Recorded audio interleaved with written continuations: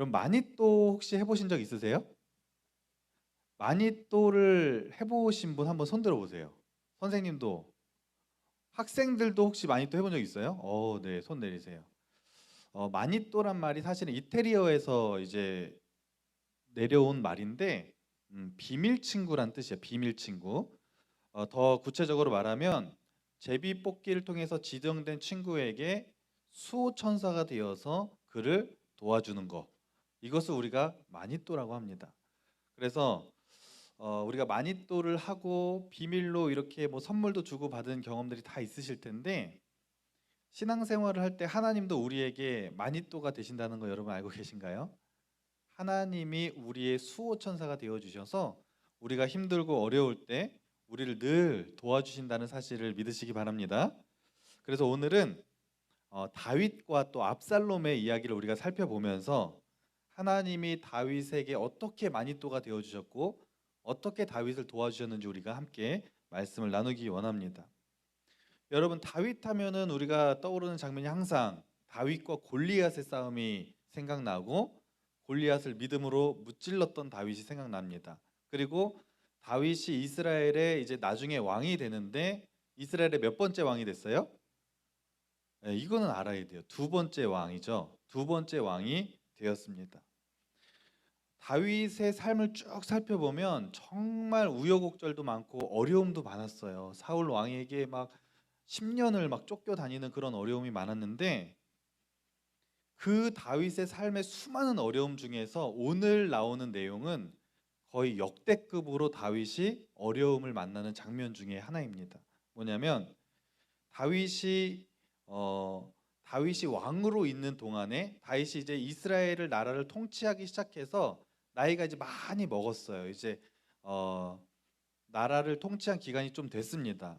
그런데 이때 다윗 왕에게 반역이 일어납니다. 여러분 우리나라의 역사에도 왕이 딱 있는데 반역이 일어나는 경우가 많이 있었지 않습니까? 세계적인 역사를 봐도 그 나라의 왕이 있는데 반역이 일어나는 경우가 수도 없이 많이 있습니다. 다윗도 왕으로 있는데 반역이 일어난 거예요. 그런데 그 반역을 일으킨 사람이 누구였냐면 바로 다윗이 가장 사랑하는 아들 중에 한 명이었던 압살롬이라는 아들이 아버지의 왕의 자리를 뺏기 위해서 반역을 일으켰다는 거예요. 여러분, 자기 아들이 자기가 사랑으로 키웠는데 반역을 일으키면 기분이 어떻겠어요? 그냥 반역을 일으키는 정도가 아니라 아버지를 지금 아들이 죽이려고 하는 거예요. 그래서 궁을 쳐들어왔어요. 그러니까 다윗이 그 나라의 왕이었는데 반역이 일어나니까 어떻게 해요? 황급히 자기의 부하들 몇 명과 함께 도망을 가기 시작합니다. 정신없이 도망을 가는 거예요. 그런 반역의 소식을 듣고 그 반역을 일으킨 사람이 자기 아들이었다는 소식에 다윗은 충격에 빠집니다. 충격에 빠지고 자기 측근들과 이제 도망을 가는 그 상황 가운데 자기의 모습이 얼마나 비참하겠어요. 내가 이 나라의 왕인데 지금 도망가고 있는 상황도 굉장히 비참하고 내 아들이 반역을 일으켰다는 이 사실도 너무 비참합니다. 그런데 더 충격적인 소식이 도망가는데 또 들려오는 거예요. 뭐냐면 자기가 가장 아끼는 부하였던 그리고 자기의 동역자였던 전략가 아히도벨이라는 사람이 자신을 배신했다는 소식을 들려옵니다. 다윗은 지금까지 나라를 다스릴 때 자기의 오른팔과 같은 사람이 누구였냐면 바로 이 아히도벨이라는 자기의 부하였어요. 머리가 굉장히 좋아서 어떤 전쟁을 할 때 전략을 옆에서 잘 짜주고 다윗을 늘 옆에서 보필하며 도와줬던 사람이에요. 그런데 평생을 다윗을 도와주고 다윗과 얼마나 친밀하겠습니까? 다윗이 아이도벨을 위해서 배려도 많이 해주고 사랑해주고 또 아이도벨은 다윗에게 늘 충성했던 사람인데 그 동역자가 친구 같은 그 사람이 배신을 해서 궁을 나갔는데 어디로 갔냐면 자기 아들 반역을 일으킨 압살롬에게 가서 붙은 거예요. 기분이 어떻겠어요? 여러분 친구들 많이 있죠. 오늘도 이렇게 와서 친구들끼리 앉은 친구들도 있는데 자기랑 가장 친한 친구가 누군지 한번 생각해 보세요. 아, 이 친구는 내가 좀 믿을 수 있어. 학교에서도 이 친구는 그래도 내가 좀 우정이 어느 정도 돼. 떠오르시죠? 한번 생각해 보세요. 근데 그 친구가 어느 날 자신을 배신했어요. 자기랑 이제 절교를 선언하고 자신이 진짜 싫어했던 그 친구에게 가서 붙어서 오히려 자신을 험담하고 다니는 거예요. 여러분 그러면 기분이 어떻겠어요? 엄청난 충격이죠. 제가 고등학교 2학년 때 진짜 친했던 친구가 한 명 있었어요. 둘이서 맨날 붙어 다니고 둘이서 맨날 꽃무늬 남방 입고 시내 돌아다니면서 여자친구 만나러 다니고 막 헌팅하고 막 그랬거든요. 그런데 그런데 정말 그 친구랑 굉장히 친했어요. 그런데 제가 어느 날 여자친구가 생겨버렸어요. 여자친구가 생겼는데 그 여자친구가 굉장히 이뻤다고 제가 저번에도 한 번 말씀드렸죠. 그 여자친구랑 이제 잘 사귀고 있었어요. 한 100일 넘게 잘 사귀고 있었는데 어느 날 여자친구가 저한테 그러는 거예요. 오빠 그런 사람이었어? 그러는 거예요. 제가 은주야, 아유 제가 이름을 말해버렸네. 예, 은주였어요. 은주야, 너 오빠 못 믿어? 너 오빠 너한테 얼마나 잘하는데 왜 그래? 그랬어요. 그랬더니 오빠, 내 다 들은 얘기가 있거든. 어떻게 오빠가 그럴 수 있어? 그러는 거예요. 그랬더니 뭔 얘기를 누구한테 들었는데? 그랬더니 이거는 말할 수 없고 오빠 학교에서 그랬다면서 이러는 거예요. 바람 폈다면서 이러는 거예요. 없던 얘기를 막 지어내는 거예요. 오빠 아주 학교에서 굉장히 쓰레기더라 막 이러는 거예요. 그래서 나 그런 적 없어. 나 그런 행동한 적 없어. 몇 가지를 얘기하는데 정말 황당했어요. 지금까지 여자친구랑 거의 싸워본 적도 없고 되게 사이가 좋았는데 갑자기 저를 막 나쁜 사람 취급하니까 너무 황당한 거예요. 그래서 계속 제가 얘기했어요. 은주야, 오빠 진짜 안 그랬어. 너 누구한테 그 얘기 들은 거니? 그랬더니 말할 수 없어 오빠. 나 진짜 실망이야. 나 진짜 오빠랑 끝내고 싶어. 뭐 이러는 거예요. 그래서 제가 은주야, 진짜 오빠 얘기 들어봐. 근데 일단은 그 말한 사람이 누군지 일단 들어봐야겠어. 그랬더니 얘기를 하는데 누가 얘기를 했냐면 저랑 가장 친했던 그 꽃무늬 남방 같이 입고 헌팅했던 그 친구가 저에 대해서 험담을 한 거예요. 그리고 알고 보니까 저랑 가장 친했던 친구가 사실은 저보다 키도 더 크고 더 잘생겼어요. 그래서 그 친구가 저를 험담하면서 나랑 사귀자 이렇게 해서 오히려 제 여자친구를 뺏어가려고 그랬던 거예요. 너무 충격을 받았어요. 그래서 자초지정을 다 설명하고 나 오빠 믿지? 오빠 교회에서 어때? 울면서 기도하는 오빠야. 오빠 교회 열심히 다니는 거 알잖아. 거짓말 안 하는 거 알지? 그러면서 다 설득을 해서 오해가 다 풀렸어요. 그 다음에 저는 그 친구랑 어떻게 됐을까요? 저 너무 너무 너무 충격을 받아서 그 다음 날부터 저는 그 친구랑 아예 상종을 안 했어요. 너무 이게 충격이었기 때문에. 그러니까 저는 이런 배신이란 얘기를 들으면 그때 그 친구가 아직도 생각이 나요. 지금은 뭐 다 그냥 추억이라고 생각하지만 그때 그 충격을 저는 잊을 수가 없어요. 가장 친했던 친구의 배신.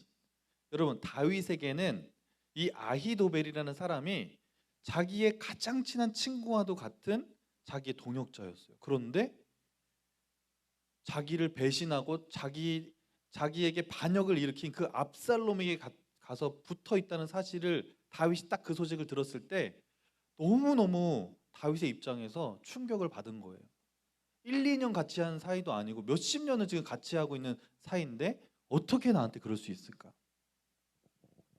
그리고 아히도벨은 압살롬에게 가서 오히려 다윗을 죽이는 그 좋은 머리와 전략을 다윗을 죽이는데 전략을 짜게 됩니다.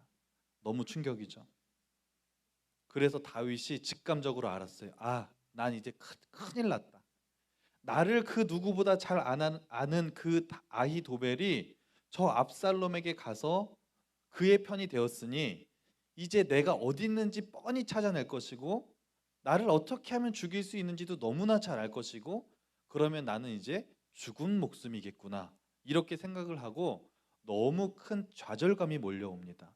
그때 다윗이 할 수 있는 것은 아무것도 없었어요. 그가 유일하게 할 수 있는 것은 하나님께 기도하는 거였어요. 그래서 다윗이 하나님께 기도합니다. 하나님, 제가 이런 상황인데 저를 좀 도와주십시오. 그랬더니 하나님이 다윗의 무엇이 되셨다고요? 그렇죠, 역시 마니또가 되어 주셔서 다윗을 돕기 시작하는데 좀 독특한 방법으로 도와주시는 거예요. 여러분, 우리가 생각하기에 지금 다윗이 반역이 일어나서 굉장히 도망가고 있는 상황입니다. 그럼 하나님이 이제 도와주셔야 돼요. 그럼 여러분이 생각할 때는 어떻게 도와주시는 게 일반적이라고 생각해요? 갑자기 다윗에게 엄청난 군사를 보내주셔서 압살롬의 군대를 무찌르고 다시 왕의 자리를 복귀하는 것. 이것이 가장 일반적인 하나님이 도와주시는 방법이라고 생각이 듭니다. 그런데 하나님이 그렇게 하지 않으시고 갑자기 어떤 한 사람을 보내주시는 거예요. 그의 이름은 따라해보세요. 후세. 자, 다시 한번 후세. 네, 후세라는 사람을 갑자기 다윗이 후세라는 사람을 보내주셔서 다윗을 찾아오게 하셨어요. 그 도망가고 있는 와중에 후세가 누구냐? 그 당시에 이스라엘에서 최고의 지략가이자 전략가는 아까 배신했던 아히도벨이라는 사람입니다. 그 사람은 왕 옆에서 공식적으로 권력이라는 힘을 가지고 다윗을 도와주는 사람이에요. 그런데 그에 못지않게 쌍벽을 이루는 무명의 전략가이자 지략가가 그날에 한 명 더 있었는데 그는 바로 후세라는 사람이었어요. 그런데 무명이었어요. 근데 그 사람이 다윗을 찾아왔어요. 그러더니 다윗에게 얘기하는 거예요. 왕이시여, 제가 압살롬에게 스파이로 들어가겠습니다. 그래서 왕을 도와드리겠습니다. 그랬더니 다윗 입장에서는 고마운 거죠. 그래. 그러면 나 좀 도와주게. 그렇게 얘기를 했어요. 그래서 아히도벨이 누구에게 가냐? 자신을 반역했던 압살롬에게 찾아가서 얘기하는 거예요. 제가 당신에게 압살롬에게 와서 제가 당신을 앞으로 저도 한 전략 하니까 저도 좀 도와드리겠습니다. 그러면서 압살롬에게 딱 갔어요. 그랬더니 압살롬 입장에서는 무명이긴 하지만 후세가 누군지 얼마나 전략이 있는지 어느 정도 소문을 들어서 알고 있었기 때문에 대환영을 한 거죠. 그래, 야, 나의 세력이 이제 더 좋아지고 넓어지는구나. 내 옆에 이렇게 머리가 좋고 똑똑한 측근들이 많이 생기는구나. 내 세력이 더 세지겠어. 이러면서 좋아하는 거죠. 그래서 받아들입니다. 그런데 후세가 압살롬을 찾아온 그날, 그때 아주 중요한 전략 회의가 열리고 있었어요. 그 전략 회의의 주제는 뭐냐? 다윗을 어떻게 죽일 수 있을까? 그 전략 회의였어요. 아니나 다를까 아히도벨이 다윗을 배신하고 가서 지금 아주 기가 막힌 전략을 압살롬 앞에서 막 브리핑을 하고 있는 거예요. 그 전략은 뭐였냐면, 핵심은 뭐였냐면, 지금 다윗은 많이 도망가지 못했을 것입니다. 압살롬이시여, 저에게 12,000명의 군사를 붙여주시면 제가 그 군사를 이끌고 직접 가서 다윗을 죽이고 압살롬을 왕으로 모시도록 하겠습니다. 이렇게 얘기하는 거예요. 그러니까 사실 지금 아히도벨이 말한 전략은 지금 시점에서 가장 합리적이고 현실적이고 효율적인 전략이 맞았어요. 그래서 주변에 있던 참모들이 막 기립박수를 보내면서 아히도벨의 전략을 막 칭찬합니다. 근데 압살롬도 우와, 좋은 전략이다 그러면서 생각하고 있는데 갑자기 압살롬의 마음 가운데 누가 생각이 났냐? 아까 전에 왔던 누가 생각났을까요? 후세라는 사람이 생각난 거예요. 무명의 그 전략가. 갑자기 그냥 아히도벨 말대로 하면 무조건 되거든요. 근데 갑자기 압살롬의 마음 가운데 후세가 생각이 났고 후세의 말도 한번 들어보고 싶은 마음이 생긴 거예요. 여러분, 이 마음 누가 주셨을까요? 하나님이 주신 거예요. 그래서 야, 근데 아까 후세 왔지? 후세 말도 한번 들어보자. 딱 그랬더니 후세가 앞으로 탁 나오더니 거기서 신의 한 수를 얘기합니다. 뭐라고 얘기하냐? 압살롬이시여, 다윗을 그렇게 만만히 보지 마십시오. 다윗 왕이 어떤 사람입니까? 골리앗을 무찌른 장수 아닙니까? 10년 동안 사울의 그 추격을 뿌리치고 이스라엘의 왕이 되었고 수많은 전쟁에서 승리했던 영웅 아닙니까? 그런 다윗을 우습게 보면 안 됩니다. 괜히 섣부르게 기습 공격했다가 실패하면 오히려 더 전략을 구축해서 우리와 맞서 싸워서 우리가 질 수도 있습니다. 그러니까 신중해야 합니다. 이러면서 신중론을 얘기하는 거예요. 군사를 아주 제대로 더 모아서 12,000명이 뭡니까? 군사를 더 모아서 아주 때를 보고 있다가 정확하게 허점이 있을 때 우리가 정확하게 쳐야 됩니다. 이렇게 얘기를 했어요. 자, 아히도벨은 지금 당장 빨리 쳐야 됩니다. 후세는 나중에 한 번에 모아서 제대로 쳐야 됩니다. 두 가지 의견이 나왔어요. 여러분이 압살롬이에요. 반역을 해야 돼요. 그럼 어떤 방법을 취하시겠어요? 기습 공격 손 들어보세요. 기습 공격. 그러니까 그런 거 다윗 뭐 이런 거 다 떠나서 그냥 전쟁 전략적인 것만 놓고 봤을 때 기습 공격. 조용진 부장님하고 선생님들이 굉장히 머리가 좋으신 것 같아요. 기습 공격. 자, 그 다음에 신중론. 신중론이 많아요. 예, 손 내리시고. 압살롬은 어떤 편을 들었을까요? 그렇죠. 신중론을 든 거예요. 근데 후세의 말을 듣는데 압살롬의 마음속에 그래, 저렇게 해야지라는 생각이 탁 들면서 야, 아히도벨의 생각도 좋지만 후세의 생각이 더 괜찮은 것 같다. 후세 말대로 하자 이렇게 결정을 내버렸습니다. 그러면 그 결정이 된 다음에 아히도벨은 어떻게 했을까요? 아히도벨이 그 결정이 딱 결정되자마자 직감적으로 알았어요. 지금 못 잡으면 쉽지 않다는 것을 아히도벨은 알고 있었기 때문에 결국에는 이제 다윗이 전략을 구축하고 다시 왕의 자리를 복귀해서 압살롬의 반역은 실패할 것이다. 벌써 이게 판단이 계산이 다 서버렸어요. 그래서 결국 아히도벨은요 자신의 고향으로 내려가서 목을 매달아서 자살해서 죽어버렸어요. 결국 다윗이 왕위에 오르면 자기는 당연히 죽은 목숨이라고 생각하고 그 벌써 계산이 돼서 그냥 자살을 하고 죽어버렸다는 것입니다. 여러분, 이처럼 하나님은 우리의 마니또가 되어 주셔서 우리를 도와주신다는 사실을 믿으시기 바랍니다.